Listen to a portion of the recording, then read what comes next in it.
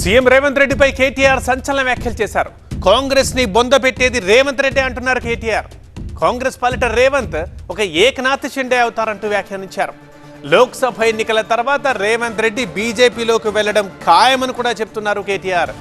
భవిష్యత్తులోనూ మోదీ ఆశీస్సులుండాలంటే మరి అర్థం ఏంటి? అంటే మళ్ళీ మోదీనే ప్రధాని అని రేవంత్ ఒప్పుకున్నారా అంటూ ప్రశ్నిస్తున్నారు కేటీఆర్. బడే బాయ్ అంటాడు. మరి ఆ బడే బాయ్ ఏమిచ్చిండో చోటే బాయ్కి చెవులో ఏం చెప్పిండో మనకు తెలియదు. కానీ నాకైతే ఒకటి స్పష్టంగా కనబడతా ఉన్నది.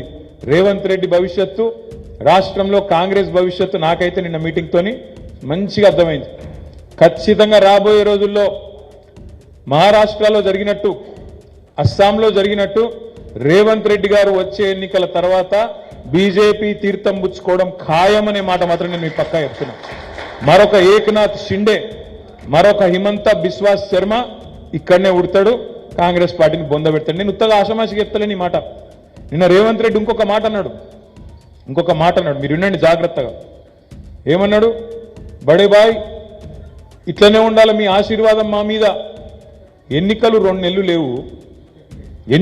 నెలలు లేవు, భవిష్యత్తులో కూడా నీ ఆశీర్వాదం నా మీద ఉండాలంటే ఏమన్నట్టు? మా రాహుల్ గాంధీ అంటే తటపార వేస్ట్ కేసు, అది గెలిచేది లేదు, పీకేది లేదు, మళ్ళా నువ్వే ప్రధానమంత్రి అని చెప్పినట్ట కదా. కాంగ్రెస్ ముఖ్యమంత్రి, తెలంగాణ ముఖ్యమంత్రి ఎవడన్నా మెడకాయ మీద తలకాయ ఉన్నాడు. ప్రధానమంత్రి నరేంద్ర మోడీ ఆశీస్సులు భవిష్యత్తులో కూడా ఉండాలి. ఏది ఇంకా 2 రోజులలో ఎలక్షన్ పెట్టుకొని